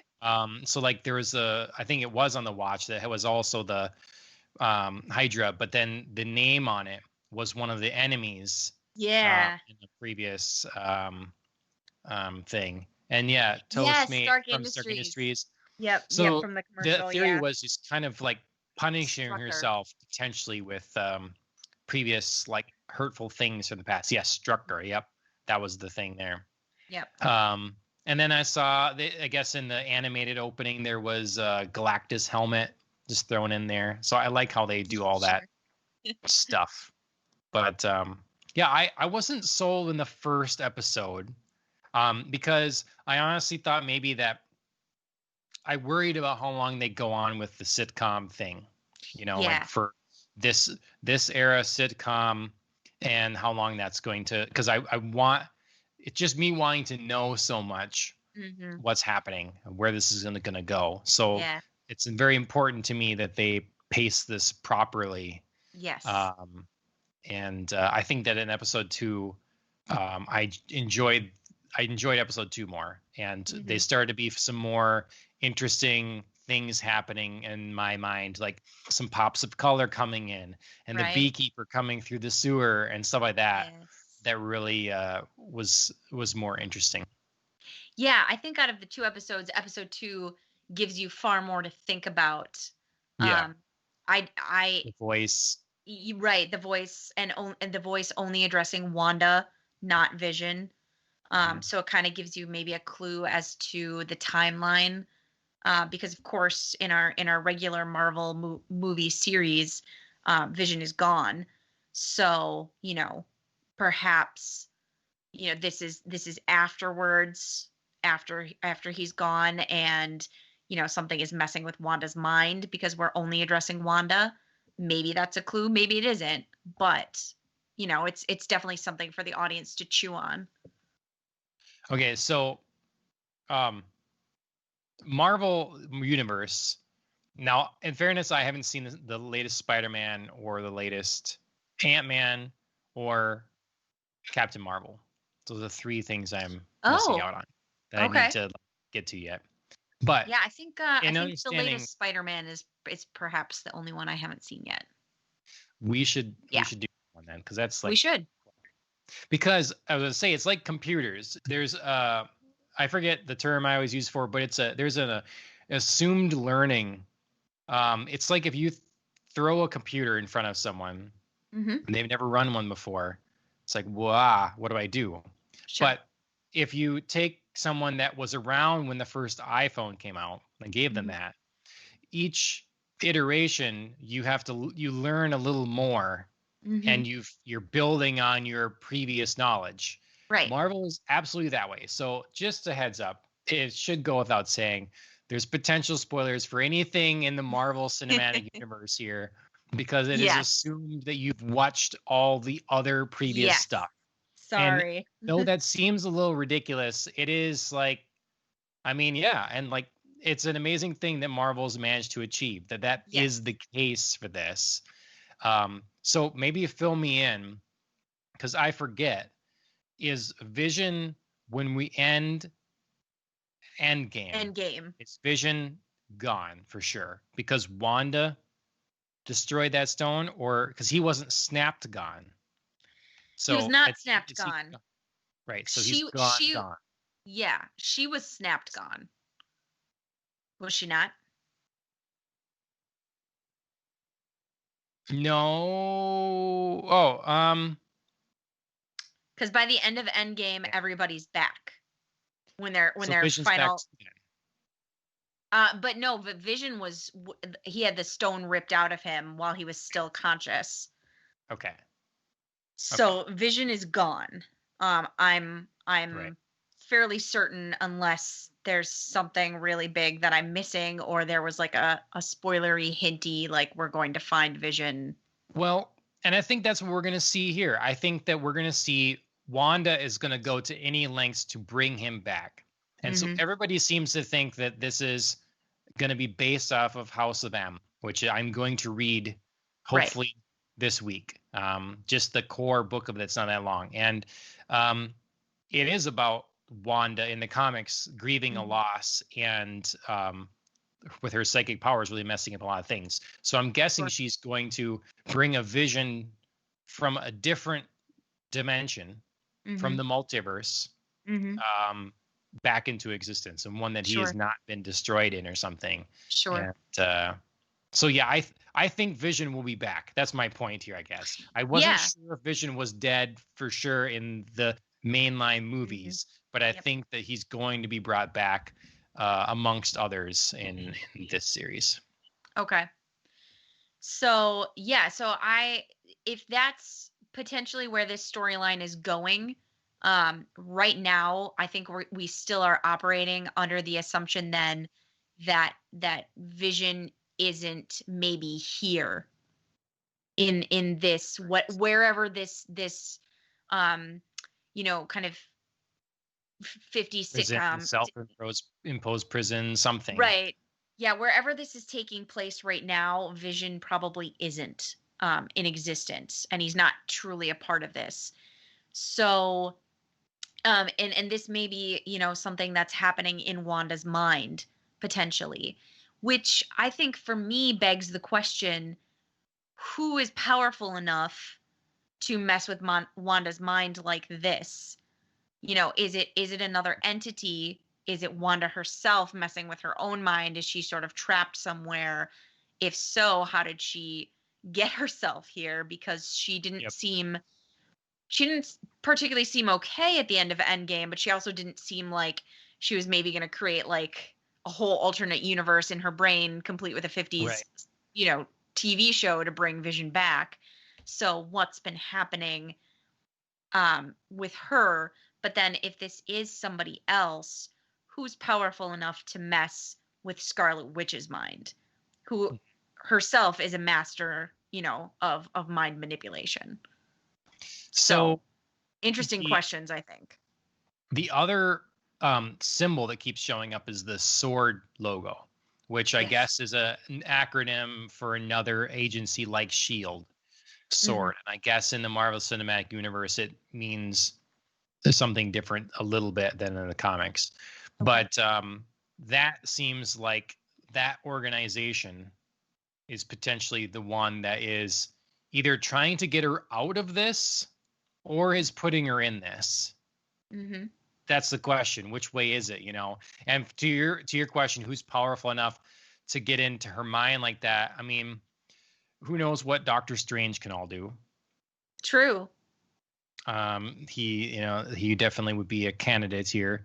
And then, I mean, I'm really hoping, and if this is House of M the beginning of this, then we're gonna get X-Men with this, and clearly someone like Professor Xavier would be. If this was a thing, we're trying to get you out of this. We're trying to stop you from Right. whatever's happening. Right. Professor Xavier being involved would make a lot of sense. Yeah. I Oh, Emma Frost. Interesting. That's what Alan just proposed, Emma Frost as another candidate. Um, yeah, I mean, I certainly think there's a number of possibilities. Um, I think that the voice, like I said, the voice at the end of the second episode addressing Wanda and only Wanda, saying, Yep. this isn't right, um, just simply begs the question, you know, who's doing this? Who's this powerful? I think it's possible that there are multiple people, but there's a limited number of people. Yep. Like you said, Emma Frost, Professor X. Like, could she be doing this to herself? Is this something that's happening in her own mind? Or is like Doctor Strange involved? Is this something that's happening in her mind for the purposes of calming her down from something like a loss, like Vision's loss, or like Ellen was talking about, the loss of her children, who we've now been introduced to in the second episode as she miraculously, explodes with a baby bump. That's That's definitely how, not how it right? happens. Oh, I'm gonna put a stop to that right now. That'd be so nice though, if you could just be like, "Hey, pregnant, happening. Oh, I'm already like 4 months along. Cool." um, yeah, I'm pretty envious of that little trick of hers. Um, but yeah, so I just think episode 2 was by far the more interesting in terms of moving this storyline along. But I really enjoyed episode 1's just like total departure. We're gonna enter with this like comedic wackiness. Um, Paul Bettany and Elizabeth Olsen just like crushed it. I think. I think they just like crushed the comedic timing, the very like um predictable mishaps and miscommunications, and the like, you know, it was very like a cross of Bewitched, like an episode of like the old black yes. and white Bewitched. And the um Odd Couple. and the They're, yeah. they're nice, but Right. Yeah, it was totally adorable. And then it also made me think of the movie based on the 50s sitcom TV show Pleasantville with Tobey Maguire, Joan yeah, Allen, Jeff Daniels. you yeah. know That's what Ashley thought about right away. Exactly, especially in the second episode where everything's Color. turning to color. Yeah, I think Hmm. there's Yep. there's very notable callbacks to that. But the actors do, like I said, a really great job just like inhabiting that very iconic and very stereotypical like television medium, and Yep. they pick up all those cues, and they play it off really well. So props to everybody on the show. And I also think Catherine Hahn as their next door neighbor is just Yes. absolutely She's always hilarious. funny. She is such She's a always scene stealer. She is funny. Mhm. great. So I excellent was really casting. hoping her in this show husband would be John C. Riley. Well, we've yet to meet him, I know. despite I know hearing we so haven't. much so much Should about how happen. useless he is. We haven't met him yet, so it's still possible, John. It's tough to talk about these because yeah, it is just like a bag of questions. Ultimately, not Oh, all that much happens that's necessarily meaningful. But yeah, a lot of questions, and I hope it's the beginning of Vision and Scarlet Witch really taking a bigger role hmm in the general arc of the MCU from this point forward. Because I think yeah. Vision has been misused. He's like been He's been shown to be a criminally lot weaker. underused. He's been Yes. criminally He underused. he should be way more competent and powerful and a larger player than he Mhm. has been. I agree. And then Scarlet Witch as well. Like they could have, I mean, totally undervalued her strength, you hmm know. So Yeah, I mean, she got a little bit more, but I think that's only due to the fact that she got more screen time in the MCU movies. I mean, she ended up getting to be there for the final battle with Thanos. So it sort of like lent her a little bit more power and importance, um just by dint of being like on the screen and present and getting to show off her skills for that, rather than like any sort of like actual respect for the character. Do you yeah. know what I mean? And I mean, I understand that the first decade was was really about Iron Man, Captain America, and Thor. Yeah. Like hmm that was really the core. So I understand it's a difficult game to play with so many characters that you can't focus on them all. Right. But I hope that we're able to do that now.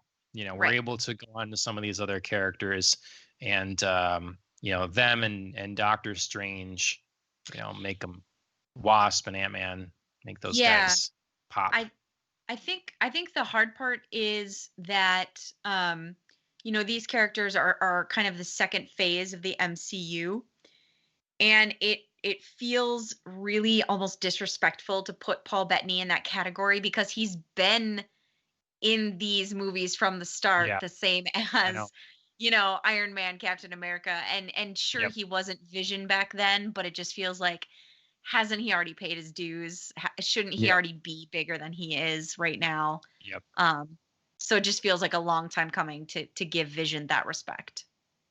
But they're gonna have secondary characters that like move forward then and take the Yeah. mantle of primary characters, and they're going to also have secondary characters that go away with the primary Right. characters.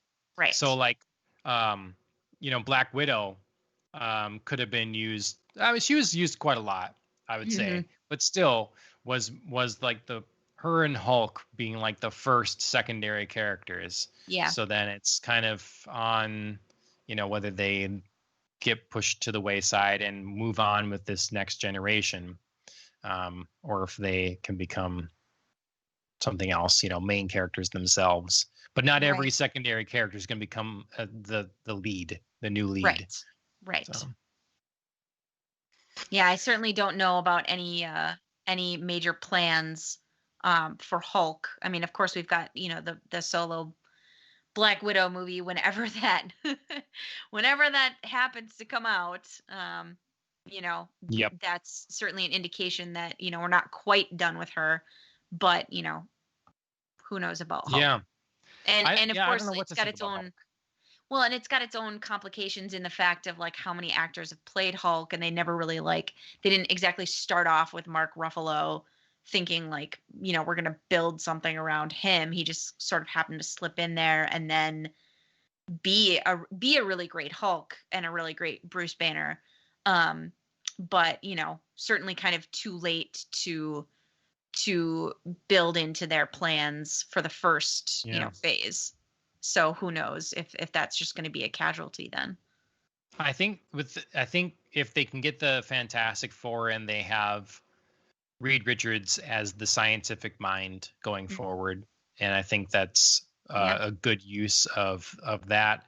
And then you get X-Men involved, and you can have, though Wolverine is not giant, he is your berserker that Hulk would be, Right. your rage fuel guy, and the like, yeah, I don't know. Maybe there's lots of people out there that are really big Hulk fans and they want, but is a good question. What is going to happen to Hulk?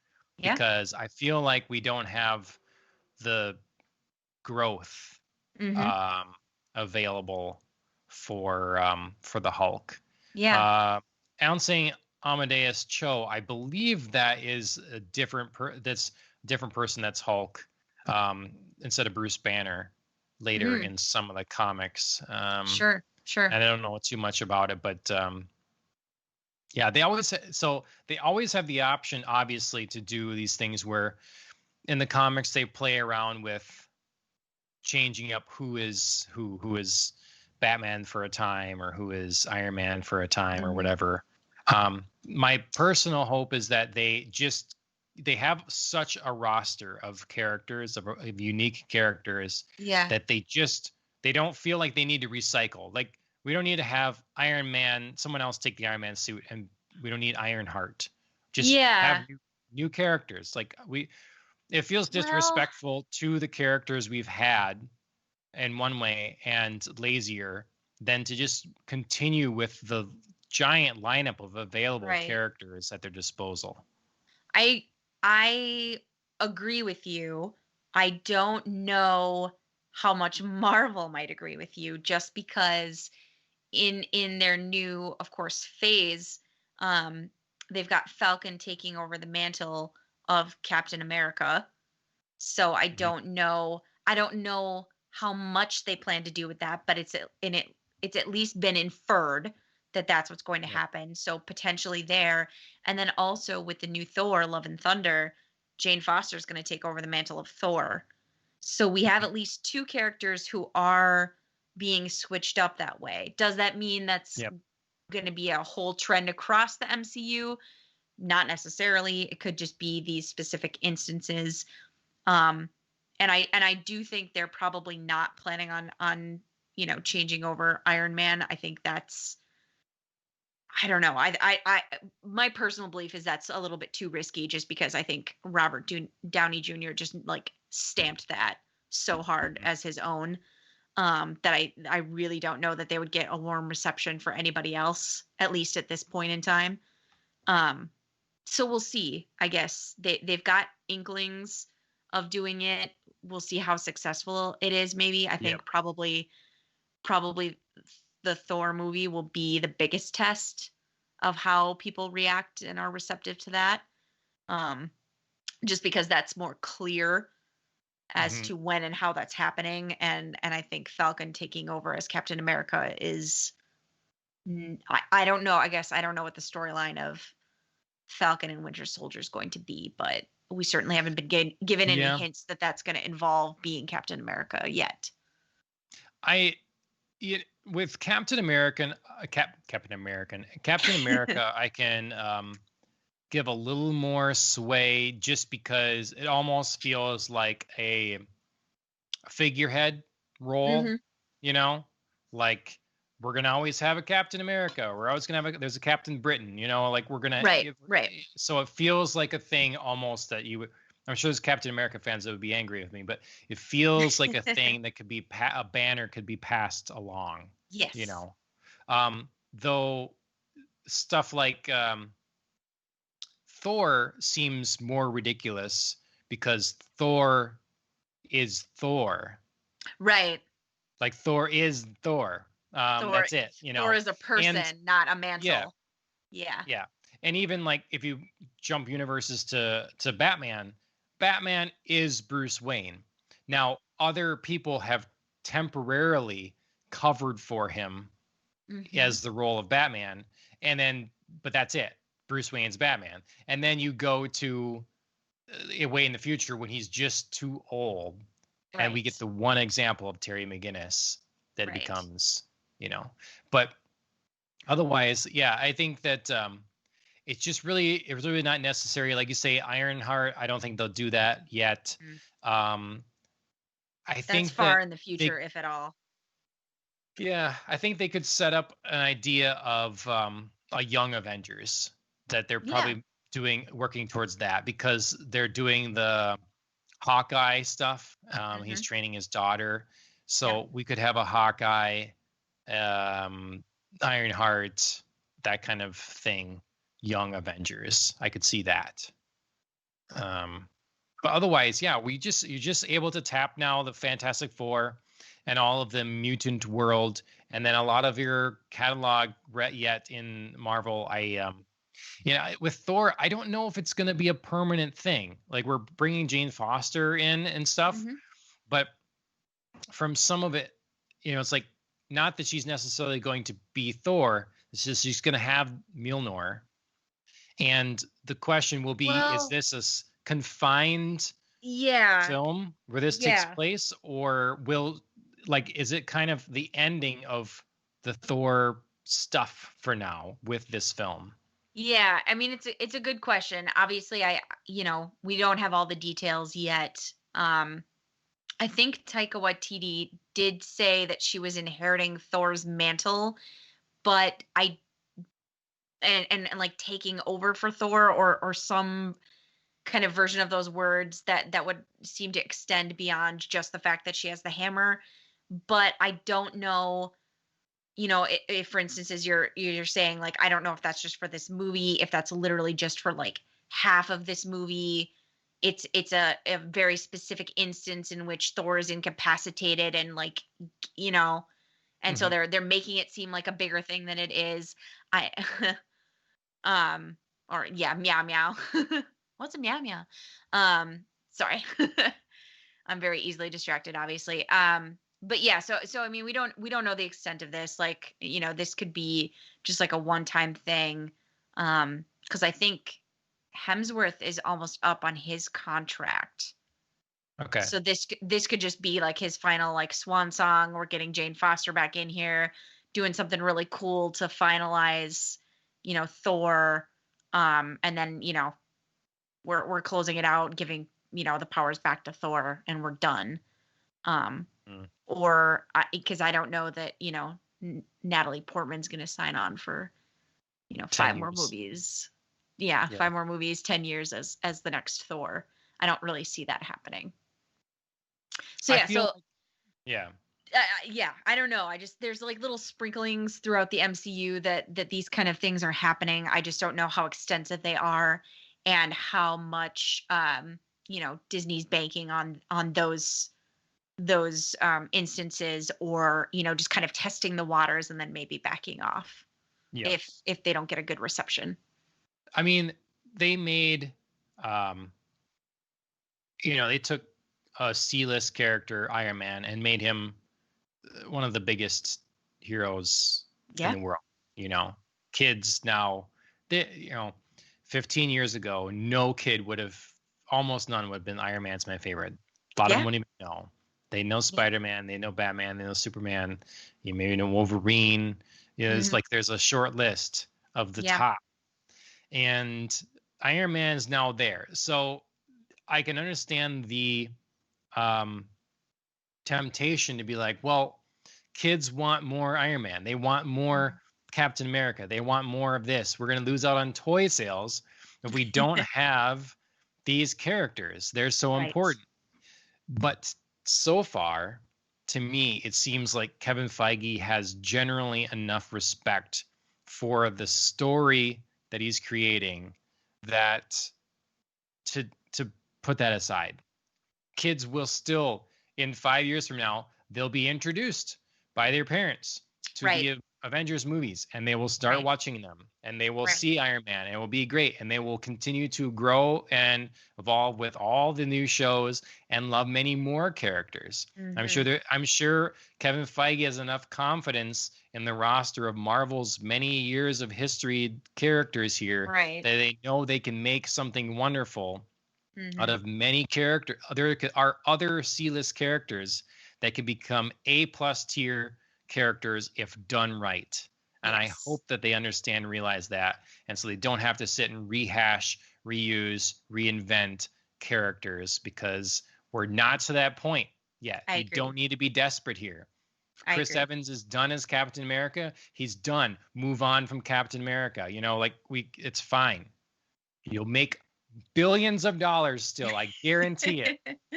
Right here, John personally guarantees If he you will make don't up F for it all up, of those lost billions. you gotta, you pay proper respect to all these characters that have yet to be shown in the Marvel Cinematic Universe, and they will reap the rewards. And many children will love Mr. Fantastic and Mrs. Fantastic and the Human Torch like they've never loved them before, because those other movies sucked. Yes. Yes, I think we can all just agree that we can put those out of our minds and out of our cinema vaults Yep. because yeah, those deserve to be buried. um but yeah, I agree. I think there's, especially with the rich possibilities that Disney has opened up for themselves with launching their own streaming service and starting off with shows like WandaVision, they've really opened themselves up to making these, previously secondary characters household names, beloved Yep. characters, finally giving some of them their due. And I think for me, WandaVision is definitely starting off on a really strong note with amazing performances by Elizabeth Olsen and Paul Bettany. And I think that they've done the right thing here in just letting those two shine in these first few episodes and just not having a lot of other people or characters, like having one or two strong supporting characters, but then just like, you know, not mixing it up with a lot of other people and just like letting them get established before we move on to, from, all trailers and promos of WandaVision, is going to be something far more interesting and complex later on in the series. Sure. All right. Well, is there another episode coming out? It must be Friday, huh? Friday, I believe. Yeah. Are they doing, probably just opened with 2 and then 1 a week, I'm guessing? Yeah. Get you in there. I think that was the smart decision. It was. Yeah. Because yeah, I think if we just watched the first episode, we would just be like, what is happening? It's too different. It's too like not connected. It's too not, um Not transitioning. Avengers. Yeah, it's not Yeah. it's not Avengers, and there's no clear transition to like, bridging the story or carrying it over, Yeah. that we would just be lost and confused. And I think starting it off with these two and then like slowly bringing in, okay, we're moving somewhere, was a great idea. Yep. Agreed. All right. Yes. One of these days we'll have a big fight on here. We'll be like, oh, I don't agree. But yeah. So Reginald, I disagree. Sorry, little Family Guy humor for you. We I think that's about it. Mm-hmm. That's WandaVision. MCU Phase 4 getting kicked off. Yes. Very excited to see what we get this week. Hopefully it does not disappoint. Mm-hmm. And if you watch this after the next episode comes out, you can tell us how wrong we were. So yeah, look forward to us continuing to watch this show and talk about it, I'd say, as the first new Marvel content in a while. And you should go back and look at our other episodes. We cover other shows like The Boys or Doom Patrol. Mm-hmm. Yep. That was one of my favorites. So Highly take a recommend. look at that stuff. Yeah, we got to get to season 2 someday. Yeah. Maybe Marvel will keep us pretty busy from now on, though. Well, I think we definitely have to get to season 2 after your bold proclamation of, you've never seen anything that Alan Tudyk has done that you didn't like. So we'll have to see if season 2 of Doom Yeah, Patrol it eventually holds. bears that out. Yeah. Maybe he's not involved much in season 2. Yeah. Well, maybe that'll be the, undoing of Doom Patrol. Yeah, that could be. Yeah. Well, anyways, we are here weekly. You should subscribe on Twitch, follow, all that sort of thing on YouTube as well. Pick your favorite podcast directory. We're probably on it. Recently, in our analytics, other podcast platforms, just like other, I think took the top spot for most in general, lumping in. Yeah. So we don't care where you listen to it, wherever you want. Yeah. So share it. Go ahead and check us out on Facebook and Twitter. We thank you to Killing the Flower for our theme song. Their content is also on YouTube and Spotify, and they have an Instagram account as well. So go ahead and look at that. I often stream, usually 3 times a week, with my brother-in-law, Lucas333. That's Lucas with a K on Twitch. We're usually playing some other games. We haven't been this week, but maybe Friday. I don't know. Friday's shaping up to be busy. We'll see. But yeah, go ahead and follow him on Twitch. And I don't think I've missed anything here. Please look forward to our future shows.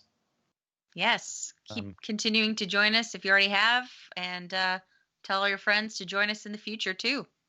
Yeah, it might seem boring that we're talking up front, but see, once you get to know us, you'll want to know what we did throughout the week. That's right. You want to know my deep insights about Bill Belichick and Subway. Yep. And follow us down those rabbit holes.